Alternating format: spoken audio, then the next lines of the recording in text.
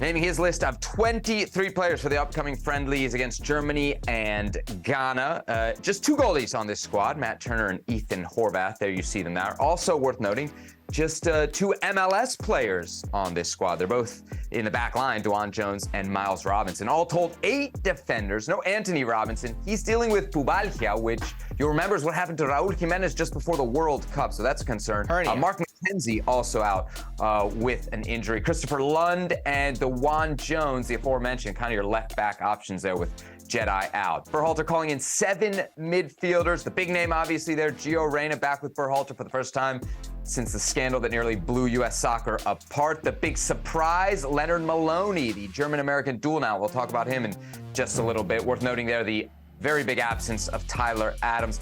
6 players, Herc, listed as forwards in this roster. Out wide, you got Christian Pulisic, Tim Weah, Kevin Paredes, and Brendan Aronson.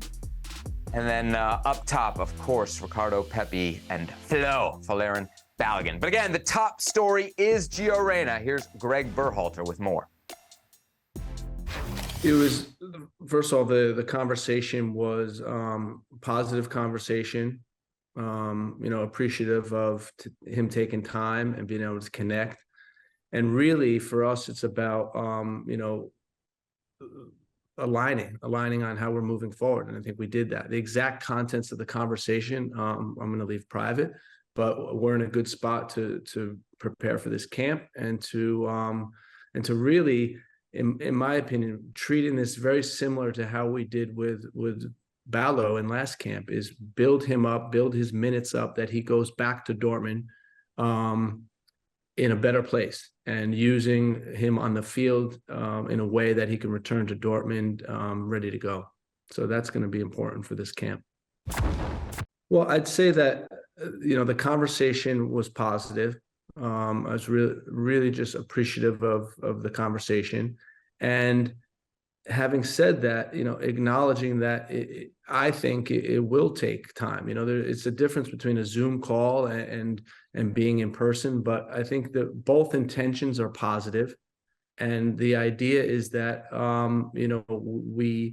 we work together for the team to be successful. And I think we're both prepared to do that. So, I think that although it may take some time, we're both aligned with what we want to accomplish. Mark, he hasn't played for club or country since June 18th. Is now the right time for Gio Reyna to be reunited with Gregg Berhalter and the U.S. men's national team? Listen, man, anytime you get a chance to bring in one of your best players who's not been playing to try to get him right, that's the right time, and that's a reality here. I'm not buying for 1 second the whole narrative at Dortmund that Gio is fine, just not playing. That there isn't anything wrong off the field or on the field, he's just not playing. This could be a great refresher for Gio Reyna. Gio Reyna is a player that has shown time and time again that when he is healthy, when he is fit, he can be very productive. 7 goals, 4 assists for Dortmund last season. A lot of those goals, as you remember, Seb, produced ties, results, last-minute goals, or wins for Dortmund. Wins that helped him go into the final day, the final week in the Bundesliga, and let the championship slip away. But he was an integral part of that. So I'm not buying for 1 second that he is physically fit, he is training, and he's fit enough to be on the bench, but he can't get 1 single minute with Dortmund. So this could be a great refresher for him to move on, and I'm sure a welcomed, very welcome scenario, even if it is with Gregg Berhalter, something that Gio Reyna desperately needs. It's that refresher. Perfect timing, I would say. I mean, most times when a guy hasn't played for 3.5 months, Herc, you don't bat an eyelash if he doesn't get called in. But with this player, there's an obvious reason to call him in. And even though it's obvious, I still think we give Gregg Berhalter credit, right? He has given Giovanni Reyna, even though the fact he hasn't proven that he's ready to play yet for Dortmund, the benefit of the doubt he's going to bring him in. I think that could go a huge way for their relationship. And then beyond that, Herc, what an opportunity, what a big moment for Gio Reyna. You heard Berhalter talking about it there. We want to have him ready to go when he gets back to Dortmund. He's not playing at Dortmund right now. As you mentioned, he needs a boost, and what better opportunity than the game against Germany? Can you imagine if he has a big game against Germany, the message that'll send to Eden Terzic, everybody back at Dortmund, that this guy needs more minutes? I think it's a huge moment for him with the national team, but I also think this could be a significant platform for him as far as his club situation is concerned. And when we talk about Gio Reyna, Herc, I've said it before, I'm not 100% convinced he's at the right place anymore when we talk about Borussia Dortmund. You think? He's 20 years old. He should be playing. He played more when he was 16. That's a reality. He's playing less and less with Dortmund. So, yes, you could argue right now he needs to leave. He needs to go somewhere else. Where that somewhere else is, that's a great question because I'm sure Dortmund isn't going to let him go cheaply. Yes. Well, hey, if Germany plays like they did against Japan, could be a great night for Gio there to show everybody just exactly what he can do. Not a surprise to see Gio Reyna. It's a big headline, but not a surprise. I think the surprise of this roster, Herc, has to come in midfield. It's Lennard Maloney, a player that I don't think too many people in the U.S. men's national team pool were paying all that much attention to. He's a 23-year-old dual national. He's born in Germany, eligible through his father, who is American. He's represented Germany at the under 18 and under 19 levels. He's also represented the United States at the under 20 level. Herc, what do you make of this call-up? It's interesting, right? He's a guy that's been in and around the orbit a long time for the U.S. men's national team. Clearly has stated in previous years his desire to play for the U.S. men's national team. American father, German mother, was in the Union Berlin academy system, one of the standout players there as a center back, can play right back as well. The type of guy on the field that is aggressive by nature, good stature, 6'2", almost 200 pounds. Good physique on him, one of those guys that you just know wants to hunt the ball. And as he says, what is it he said in his bio right there?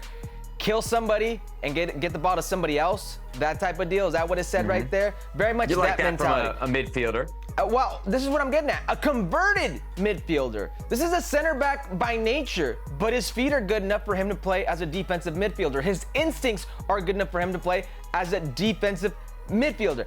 He's the type of player that kills everybody that has the ball. Brian Scarietta, our good friend at American Soccer Now, got that interview from him. That's what that bio blast said there, right? And I love that because right now the one player who you don't have, who is of that trait, of that mentality, is Tyler Adams. We don't know what Johnny Cardoso is going to look like because we've not seen him enough with the U.S. men's national team. We've seen a little bit of Yunus, we've seen a little bit of Musa together trying to fill the void that was Tyler Adams. So I love this. It's a good depth piece if you need to see somebody in a center back and a defensive midfielder, which you badly need. And also just the mentality very quickly, okay? A player that last 2 years ago, played 7 minutes in 2 appearances for Borussia Dortmund, okay? Goes down a level to try to win himself an opportunity, gets promoted with the team, is it Heidenheim? Gets promoted with Heidenheim, who's mid-table right now. He's one of the better players for his team. I believe the first player to be called up for that team. It's a great story. They've been promoted from the 3rd division to Bundesliga in about 5 years. It speaks to his mentality, maturity, and humility to take a step back to see what's forward. Herc, he's an interesting prospect for sure, but there's only 8 Bundesliga appearances. He got a couple at Dortmund and now 6 with Heidenheim. I feel like when Benjamin Kramaski was called up, you pushed back a little bit, right? Saying, like, what about the other guys who might feel like they have a better CV, a better case to be called into the national team that see somebody, whether it's because they're, well, most likely because they're a dual nat. In this case, maybe I think also the position is very critical here, right?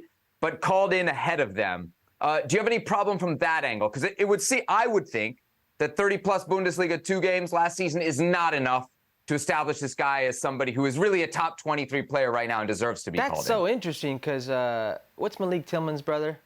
Timothy Tillman. Timothy Tillman had the same resume, and after 4 games with LAFC, you are asking for him to be on the U.S. men's national team. So that's very interesting. And you just, it's nice for Timothy Tillman. Do I speak and you not listen? I just mentioned how nobody's filled the void without Tyler Adams, and here you have a guy playing in the Bundesliga who's doing that right now, and you don't want to take a look. I mean, who else you want to advocate for in that position? Who else is there? And that's the thing, Seb, and I think we both know there are not a lot of options when it comes to that position. I mean, Kellen Acosta, you've been through that well, right? Luca De La Torre, he's already gotten called in. So is Yunus Musa. You know what you're going to get out of Weston McKennie. Those are players who are going to be there. Johnny Cardoso as well. Who else is there? There really isn't anybody else. Yeah, Tanner Telsman was called in, even though he's kind of like an 8-6, but he was called in at the end of the last camp. But it shows you when an opportunity opened up last camp to try somebody out, they kind of tried somebody in this role, a defensive midfielder, somebody who could give you a little bit more bite in midfield. Now they're trying out somebody else. At least there's consistency there, right? You can't fault Gregg Berhalter. He's definitely saying, if I want to take a look at you, even if it's for future planning, you haven't maybe proven it on the field that you're a top 23 guy yet. You know, can I just say something real quick? Can I say something real quick on because Berhalter spoke about him, and I wanted to just clear this up, for the kids' sake here.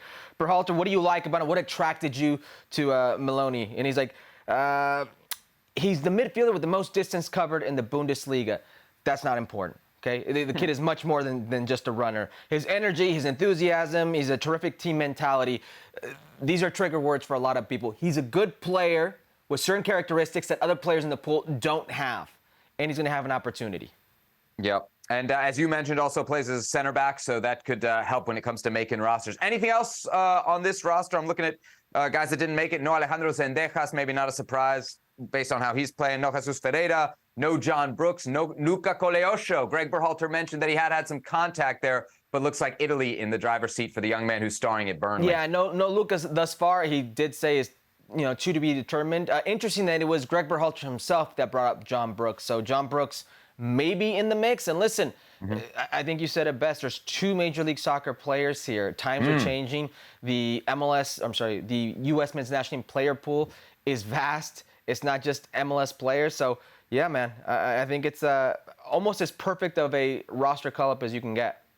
Yeah, I mean, if Jedi's healthy, DeJuan Jones probably doesn't get called in, so that would have been one of 21 players from MLS. I think that's good news for the U.S. men's national team. You're relying less on the domestic league. Compare that to Mexico, how much they rely on Liga MX.